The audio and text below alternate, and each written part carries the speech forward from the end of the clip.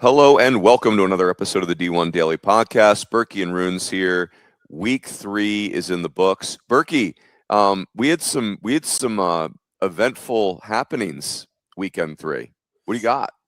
Well, I was captivated by UCLA this weekend. We talked about like if they were able to sweep this weekend, should we just put them as the number 1 national seed? I mean, I know that's an early call, but I'm blown away that they went through that gauntlet. The first 2 were dominant, right? I mean, Tennessee kind of made it interesting, and then UCLA was like, nope, that's not going to happen. 6th spot, ran away from them, and then just dominated Texas A&M. That wasn't a ball game. And then you had, Mississippi State, which, to the Mississippi State fans, you've made your opinions of a few of you. We tend to over dramatize a couple people on Twitter as the entire fan base. A few of you have made your opinion very clear to me. We're all about receipts here, Roons. My take early on was that number 4 felt aggressive for a team that was new head coach, combining a lot of players that had never played together before. And I think, honestly, I don't know, the first 4 or 5 games that it didn't look great. It looks great now. Mississippi State looks great now. I was certain that D1 had nailed the top 3 teams and wasn't so sure from 4 on out. I feel pretty good they've nailed the top 4 teams. I mean, Mississippi State really, let's be honest, like they didn't win the game, but gosh, they did everything but win the game. They're up 5-3 with 2 outs and a runner on first. The problem was the best player in the country was up to bat. And, it's funny with the Golden Spikes, and it's early. That game was played on March 1st. But, like, we tend to not talk as much about, like, the Golden Spikes moments as they do in the Heisman Trophy. Like, everybody needs a Heisman Trophy moment, right?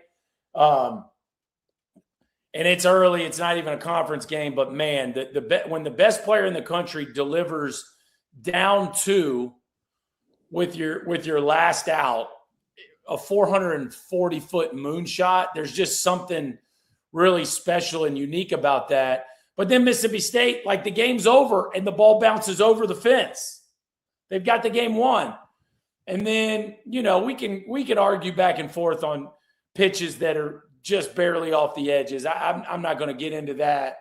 But Mississippi State, then it looks like Mississippi State's dead in the water, and then they make a run and get it to 8-7. And so I just thought it was an incredible game. And if you're listening to me and you haven't read Aaron Fitt's piece, Aaron Fitt, we like to give him a lot of grief. He is one of the great writers, I'd say, just in sports. And when you read, first of all, his piece on Saturday taking, I don't know, tell me how to pronounce Jack's last name. I'm not French enough. I like to call him Jack Jackson just to make it. Yeah, but Jack DeLongchamp. Like you just have to rip through it. Fast. DeLongchamp. Okay. He said UCLA plays proper baseball. Fitzy took that line, made a whole piece about it. And that was an awesome piece about UCLA on Saturday. And then yesterday, I just thought, I did not watch the game live, and I haven't seen a Wheels or a Flow recap of it, but I feel like I watched the game on Fitzy's piece. So to all y'all that are into reading great descriptive recaps, Aaron Fitt nails it on what is, it might end up being the regular season game of the year, even 3 months from now. So, yeah, I did see the highlight of Rocket in that home run, and just like, he's the number 1 player. So I catch myself nitpicking him a little bit. Like, there's so much accolades and he's earned all this, but then your brain gets counterintuitive, or like I start like, hey, do I love the body? And, then I start reminding myself he didn't swing it very well in Omaha. Is that so? And so your brain starts erasing 20 home runs and 75 RBIs, and it's just like, then you're just like, just stop it. This dude's a baller.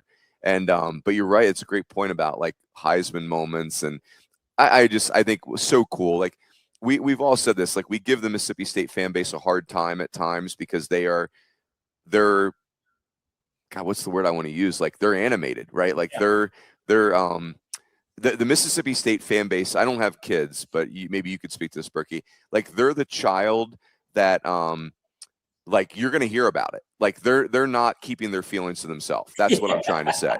Like if something's agitating them, you're going to know immediately. And so that, like that just is what it is. It's because they care so much. And we've said on this short time on our podcast many times, our sport is so much better when they're the real deal. Like I'm so excited. Yeah, I'm so excited that they're this good. I thought an interesting development in that game was the emergence of, Ace Reese was my predicted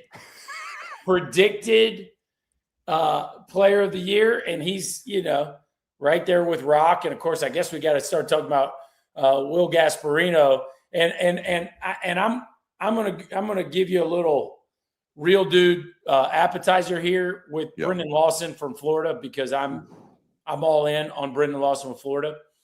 But Mississippi State has some players that are really emerging around Ace Reese, and that was a big question mark, right? We felt pretty good that there were going to be players that would emerge. Like we knew Noah Sullivan was probably going to be 1B in that lineup, but you look at Bryce Chance and Reed Stallman had a monster game, right? And then this Ryder Woodson, the shortstop, has a transfer from NC State that Brian O'Connor came out and said, like, nobody really hits it harder on our team besides Ace Reese. And you're like, okay, I didn't see that from their shortstop who had 30 at-bats last year for NC State, So here come all these pieces, and give the nerd in chief, Mark Etheridge, his flowers. Like he's the one that kind of stood on the table for Mississippi State being up there. And they clearly belong. And oh, by the way, and let me just say this. There's an argument to be made that Mississippi State has a more talented pitching staff than UCLA. More arm talent. Yeah, I think that's fair. Yeah, and so I still think, okay, so do I think UCLA will be the number one national seed? Yes. Do I think they're the surest bet to get to Omaha? Yes. Do I still think they're the odds-on favorite to win the whole thing? No. They're the safest pick, but I still have questions. And Redeman was awesome. Like he looks like a bona fide one, and I like their pieces, but I still am concerned that they're going to miss enough bats to like be a slam dunk, win the whole thing team. Yeah. Like Waylon Moss feels like their best bat misser. I feel like Easton Hawk has not gotten off to a great start, but their bat missers are in the bullpen. And like Waylon Moss, they got to use him once this weekend because they extended him. And so it's like you get 1 day of bat missing. The rest of it is, and it's like, hey, UCLA knows this better than anybody. In 2015 and 2019, they're the number 1 overall seed and don't make it to Omaha. And, Vandy last year and, Tennessee 2022. Like the postseason is wild. The one thing about their place is it's not as scary to not have bat missers at their place. And then you get to Omaha and it's not nearly as important either, right? Like some of the SEC teams through the years, like you get worried about the ball being put in play because the ball, every time the ball's put in play, it could leave the ballpark, right? Yep. That's not really Jackie Robinson Stadium. So anyway, my big takeaway before we get into our real dudes, and maybe the hey now is just like Mississippi State's that good. Let me just go ahead and make that. I do think they're that good. That doesn't mean they're not going to have some bumps in the road in the SEC. Everybody does. But I think if you're a Mississippi State lover, make your plans for being home in June. Like I feel good about saying that. And I think it's also a fun team. Electric arms, arguably the best hitter in the country, certainly right there on the short list in Ace Reese. Like, it's going to be a fun season and a head coach that just is so steady and has been there and done that. So really exciting for Mississippi State to look like they are fully back. Yeah, I think Joe Healy is the one that said that Brian O'Connor is perfect for Starkville. Like he's perfect for that fan base. like that right combination of like emotionally, like his Brian O'Connor's press conference afterwards was great. They asked her for some opening thoughts, and it's pardon the crassness, but his opening thought was, well, for starters, I'm pissed because we lost. Like you talk about a preacher. That's what they want to hear too, by the way. That's right. Yeah. I was just going to say, you want to talk about a preacher that understands his flock, like it was great. So, yeah, very fun. That was great. What a magical game. What a blessing to get that in week 3. All right. So you want to start with some real dudes, Burkie? Yeah. Let's do it. You go first. I got one. You're not going to see mine coming. So you go first. Okay. I'm going to bring this name up, but I want you to talk about him. Can we talk about the national home run leader hits 8th for his team? Yeah. So let's actually do it. Okay. So real dude of the week has to be Will Gasparino. And I think I can't remember if I had him last week or brought him up. I might have had him. But first of all, if you follow golf at all, when a guy shoots 59 or 60 or 61, he almost always shoots like 70 the next day or 72. Right. Like almost never does a guy post back-to-back rounds that are crazy low.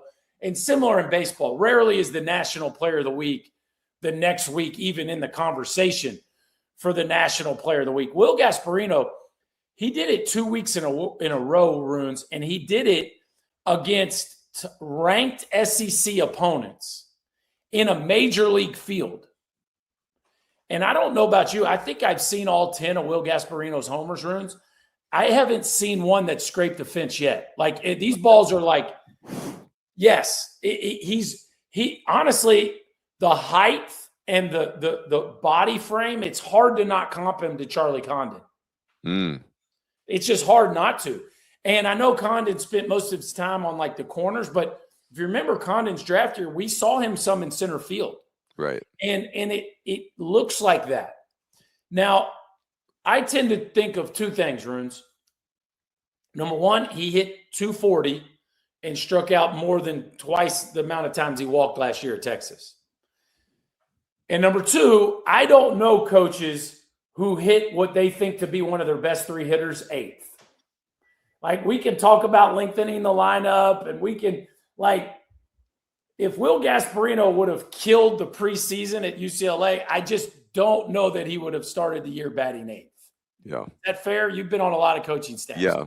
I do have a comment on that, but yes, I agree. It's just weird to write him in the lineup 8th. I'm with you. If you really think he's one of your best 3 hitters. Now, I get that UCLA has an incredibly, like, established team and lineup. That's the word. Yes. That's it.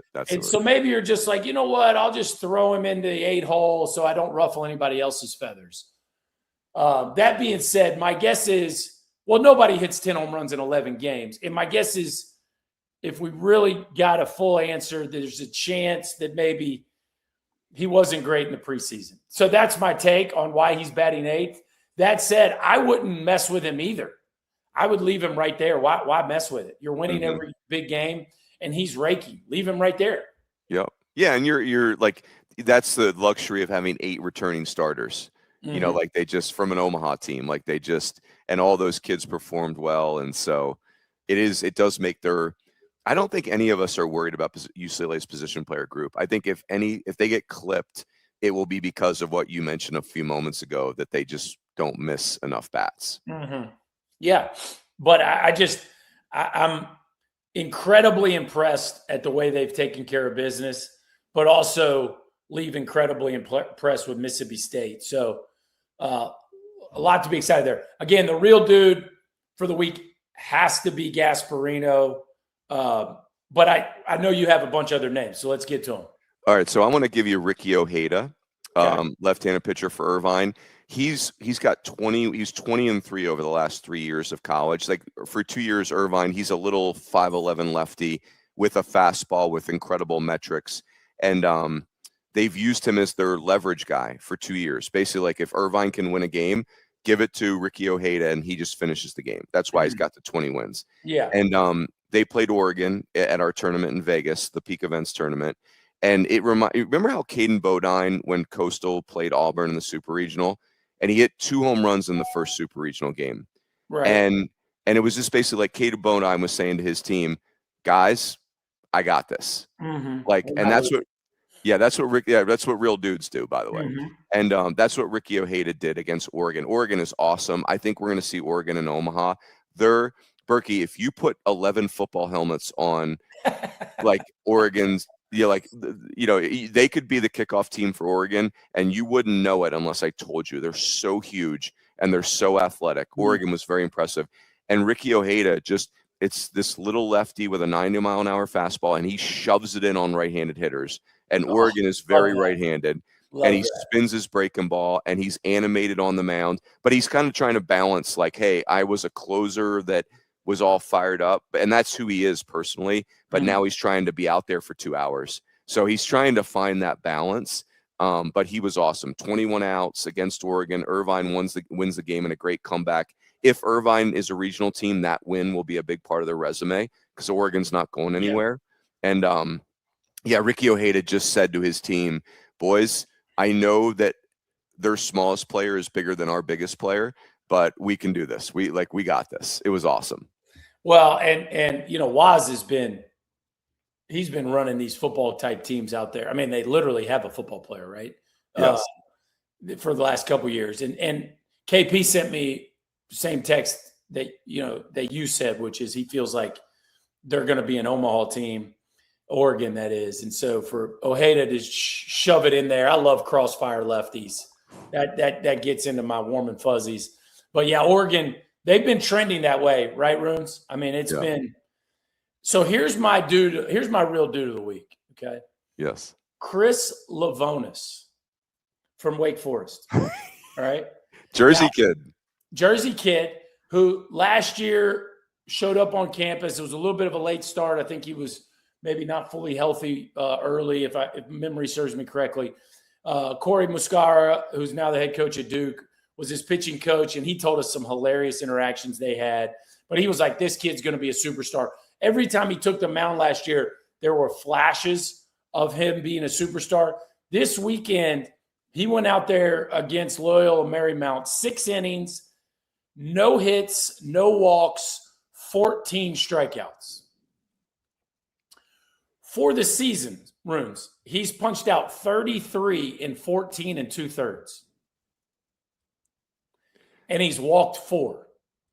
Now that's a key number. Okay, 4 walks versus 33 punch-outs in 14 2/3. He's given up 5 hits. So 5 hits and a run, singular. I just think, like, it's so interesting when you watch these players make a jump. And I talked about Brendan Lawson, who's going to be my real dude hitter of the week. Like, to watch these guys that are heralded freshmen that premier programs run out there their freshman year, like, you have to be really good to get meaningful innings as a true freshman player. And they take their lumps, but they have some really high highs. And then all of a sudden you see them as sophomores and you're like, that is a major leaguer and that is a first-round pick. And Lavonis just, I don't know, Roons. He's to me, he's definitely the next Wake Forest star. And it's coming maybe even, like, the dominance is coming maybe even earlier than maybe even Wake thought it would. Just the consistent dominance, not the flashes, but the consistency. When you talk about 33 Ks and 4 walks. Yeah, it's fun. He's got so much arm talent. I mean, it's every start he hits 101, it sounds like. And he's, he was a big pick out of high school, as you know, and the Wake Forest rotation is bonkers. Like, reminds you of the 2023 rotation where it's, because Lavonis he's been on Sundays, if I'm not mistaken. So it's Saturdays. Saturday. Okay. Yeah. Gotcha. Yeah. So I've got a bunch of names I want to run through, Burkie, if you don't mind. Yeah. So Caylon Dygert is a little right-hander, like 6-foot righty, who was a 2-way player at UTA, and he beat Arkansas at Arkansas. And, he threw 130 pitches, and people got upset about that. And I totally get it. We're not here to relitigate that. But I'm just here to say, Caylon Dygert, we see you. Like, you're going to tell your grandkids about beating Arkansas at Arkansas. And he had somebody was losing their minds on Twitter about it, Burkie, and he did a great thing. He replied to that person and said, I think I'm going to be okay. Like it was really awesome. Nate Nowitzki is a little left-handed second baseman for Arizona. Arizona's off to a terrible start, but they did go 2-1 in Vegas. Nate Nowitzki had 9 Good hits. for them, by the way. We were. Yeah. We try not to cheer for teams, but a team that was in Omaha last year, they got off to that bad of a start to go out there and go 2-1. Good for them. Yeah. So they have a second baseman, redshirt freshman. So again, like you redshirt in today's day and age, like it's not that fun.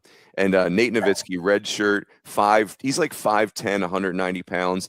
I'm sure I'll apologize in advance, but I'm going to say it. I'm sure his spark score is horrid. Like this is not a good athlete. And he is like still a thing, Roons? Yeah, maybe not. I don't know. You would know better than me. He's a 1970s second baseman. And he had 9 knocks. Burkie, this is all you need to know about Nate Nowitzki. He's a redshirt freshman who wears number 47. Like, if your jersey number is number 47, tell me I'm not a priority without telling me I'm not a priority. Yes. Right? Like that's and so Nate Nowitzki, I see you just he hits line drives in the middle of the field like it's his job. It is so great, and so he had 9 knocks. The other Colin Ritchie hit 100 home runs this weekend of Oklahoma State. He's awesome. Zach Felstad is the shortstop at Irvine. He was at Ohio State for a year, then Irvine for 2 years. I kind of written him off. I just didn't think he was a great player. He played awesome this weekend. Like he's made a jump. So I always want to recognize players where you're kind of like, hey, you're a better player than you've made strides, and that needs to be recognized. And then the infield, Burkie, for Oregon. I know I'm talking a lot about the Vegas teams. You're going to like these guys. Maddox Maloney's the projected first-round pick at shortstop. They have a senior, Drew Smith, at third, who shouldn't be in college baseball anymore. I'm shocked he didn't get drafted. It's like 6 foot, 200 pounds, very good athlete. He's 17 for 33 this year. So he's taking his not getting drafted out on pitching. And I like that. And then they have a second baseman, Ryan Cooney. Like their 3 infielders are all like high school running back types, which is that's my warm and fuzzies. Like you don't want the high bar fight meter on their second baseman, Ryan Cooney. Any Bo Jackson comps for us this week, Roons? No, but I didn't check. I got to check on my guy, Brandon Rogers, because you put a comp on that, like that could be the golfer that goes 59-83. Jake Mintz, I appreciate you calling Rooney out. Like Bo Jackson comps can't just like slide by the wayside. Like we have to bring those to the light and recognize the hyperbole associated with that, because that's my art form, hyperbole. That's my medium. So I'm going to go back to Brendan Lawson. Okay. And first of all, let me just say, like, I don't think I said it, but like just a hey now for me to start the year was that Brendan Lawson was playing shortstop, because most of the year last year he played first. And it's just funny how you see a person play first and it doesn't like, oh, he was a high school. Okay. Of course he was. Of course he was a high school shortstop in Canada, but like he'll play first. And I told you last year, the way he holds his hands high and has that vertical posture with his stance, like I had him as a young Todd Helton right out of the gate. And then he was playing first. And so I'm like, this is Todd Helton. Well, then this year he's playing shortstop rooms for the Florida Gators. And I'm like, first of all, Florida has a kid from Canada playing shortstop, which amazing is wild. And second of all, he's the best hitter on their team, and he might be the best hitter in the country. And again, I'm not saying he is, but I would put him in the conversation of that type of elite bat. I really think he's that premier of a hitter. And so Florida's going down to Miami this weekend, and it's dudes all over the place. And Miami's got this leading the country in runs offense. And Florida just walks into Coral Gables. I'm sorry, Miami folks, like they do. They just have owned that series. They just have. And they rolled right in there. And Liam Peterson was Liam Peterson, and Brendan Lawson was Brendan Lawson. And like they went 2-0 again. And in game 2, Miami hits a 3-run homer in the first. And it's like Florida just goes, oh, okay, well, we're going to win 8-4 anyway. Right. And that was with, by the way, Aiden King only giving them an inning and 2/3. Yep. And so Florida has my attention. They lost game 1 of the season, and I thought, oh, coming off their rocky offseason, you're like, ugh. And now they won 11 straight. And Brendan Lawson right now has a 1,500 OPS, 4 homers, 21 ribbies, 3 doubles, a triple. And did I mention he's playing shortstop? So I'm telling you, like, he looks like Todd Helton. I can't wait to call one of their games and ask him if that at all was an influence in his career, because the stance so much favors Helton. But Kyle Jones, Cash Strayer, it's a very talented Florida offense. And I don't think this team is going anywhere. Like, with each week, we talk about LSU, Texas, and Mississippi State now. Like, I'm starting to get Florida higher up the totem pole. So my real dude of the week, the hitter, Brendan Lawson, the pitcher, Chris Lavonis. And just, hey, now, here come the Gators. What is it? The tales of their demise have been greatly exaggerated. I feel like the Gators are there.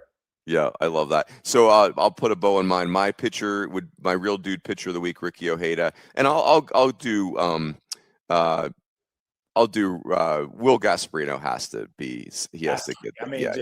Let's. Sorry to the rest of you that had great weeks. Yeah, that's right. Nate Nowitzki, okay. I'll get you on the comeback. Yeah, we'll get you. All right, Burkie, the real dudes. We love the real dudes. We will. Very fun. Everyone, let's have a great week, and we will catch you next time on the D1 Daily Podcast.